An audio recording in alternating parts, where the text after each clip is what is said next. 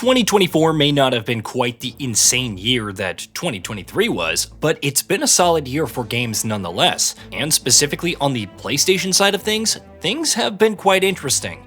Though Sony's typical premium cinematic single-player titles were MIA this year, the PS5 has nonetheless seen plenty of excellent solo games in 2024, including a fair few that were smaller but excellent first-party games. And though this year is almost over, there's still more waiting on the sidelines. Over the coming weeks, PS5 players still have a handful of notable single-player games to look forward to, and here, we're going to go over the ones that stand out to us in particular. Dragon Age: The Veilguard. Let's start things off with what's probably the most obvious pick. Of the games still due out in the remainder of 2024, it's fair to say that Dragon Age: The Veilguard is easily among the biggest ones, if not flat out the biggest period. The wait for a follow-up to Dragon Age Inquisition has stretched on for over a decade, but based on everything that we've seen of it so far, it's looking like The Veilguard may actually end up being worth that wait. In particular, the game's cast of companion characters and its new combat system, which blends traditional Dragon Age tactics with more aggressive real-time action, have looked promising. But that's just the tip of the iceberg in terms of why exactly The Veilguard has caught our eye in the lead-up to its release. Hopefully, this will be the return to form that BioWare fans have been hoping to see from the studio for so long. Horizon Zero Dawn Remastered.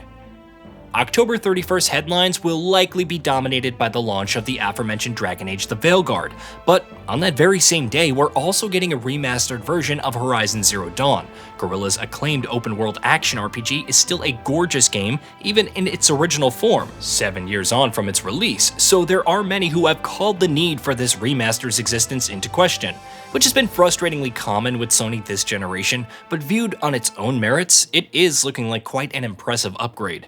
Developer Nixxes Software is doing quite a lot to bring Zero Dawn up to the technical and visual levels of Horizon Forbidden West, while Sony is also offering upgrade paths, so there's definitely a fair few people who are going to be looking at the remaster with plenty of interest. Life is Strange Double Exposure. Another late October game, Life is Strange Double Exposure, has already been partially available, with 2 of its 5 chapters for Ultimate Edition owners, with a full release scheduled for October 29th, and there's every reason for fans of the series to be excited. Developer Deck9 has proven on multiple occasions that it's capable of delivering an excellent Life is Strange experience, but add to that the return of Max Caulfield as the protagonist, and Double Exposure becomes an even more exciting prospect. Serving as a follow-up to the series' most beloved entry to date and making promises of a murder mystery set across 2 different timelines, Life is Strange Double Exposure is certainly looking like an exciting prospect. LEGO Horizon Adventures. The aforementioned Horizon Zero Dawn Remastered isn't going to be the only way for players to revisit the series' original outing, because just a couple of days later, on November 14th, we're getting LEGO Horizon Adventures, a LEGOfied reimagination of Horizon Zero Dawn. How this project even came into existence is a mystery, but we're not complaining, because it's looking like a genuinely charming and vibrant take on a modern classic. Notably enough, LEGO Horizon Adventures, a first-party PlayStation title, is also going to be available on the Switch day 1, which in and of itself is enough to make it one to keep an eye on. Planet Coaster 2. We're changing tracks here, because Planet Coaster 2 is obviously not your typical console experience. In fact, it's very much not a console experience, in that management simulations are generally played best on PC, but Frontier Developments has done a great job of bringing its games to consoles over recent years, from Jurassic World Evolution to Planet Coaster to Planet Zoo, so we wouldn't be surprised if many on PS5 do end up diving into Planet Coaster 2 when it launches on November 6th. On top of a host of iterative improvements and expansions on its predecessor's foundations, the upcoming sequel is also promising some major additions, such as the ability to create water parks that can potentially elevate the experience in meaningful ways. The Thing Remastered. Night Dive Studios' track record with remasters has been nothing short of excellent, so naturally, there are many who are excited about what the studio is going to do with The Thing Remastered.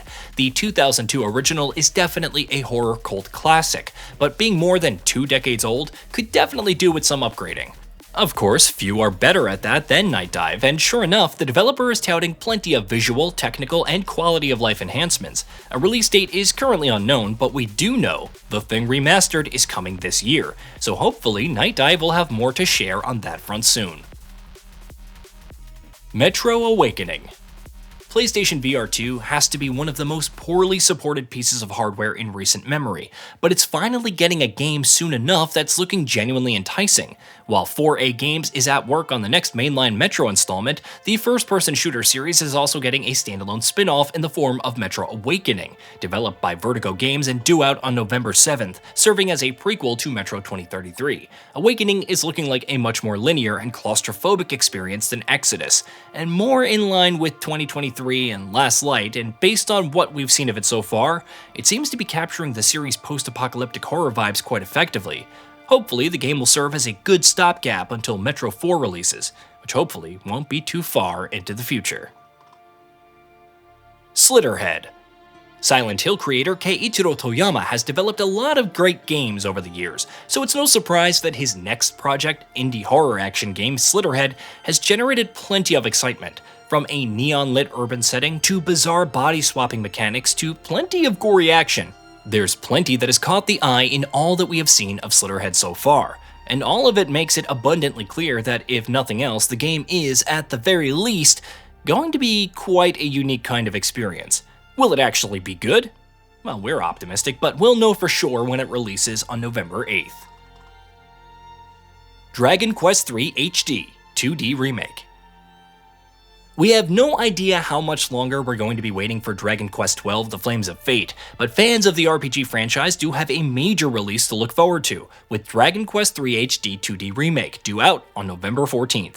Whether you're looking to experience a new version of what's considered to be one of the greatest classic RPGs ever made, or just want some nostalgia-fueled turn-based RPG goodness, there's no shortage of reason to be excited about this one. Gorgeous HD 2D visuals, the chance to revisit an all-time classic, engaging turn-based combat and job systems. For fans of traditional RPGs, Dragon Quest III HD 2D Remake is likely going to be unmissable. Nine Souls. Nine Souls released for PC several months ago, so unlike every other game on this list, this is one we can say with absolute certainty is going to be a great game worth looking out for PS5 fans. Because it is a great game. A fantastic setting, gorgeous visuals, stiff challenge, and crunching combat combined in what's been one of the best indie releases of the year. Part classic platformer, part Sekiro Shadows Die Twice, Nine Souls is going to be an excellent addition to the PS5's library. Hey, did you know that we at Gaming Bolt upload new videos every day? Stick around, drop a like, subscribe, and hit that bell. And let us know what kind of content you'd like to see in the future with a comment below.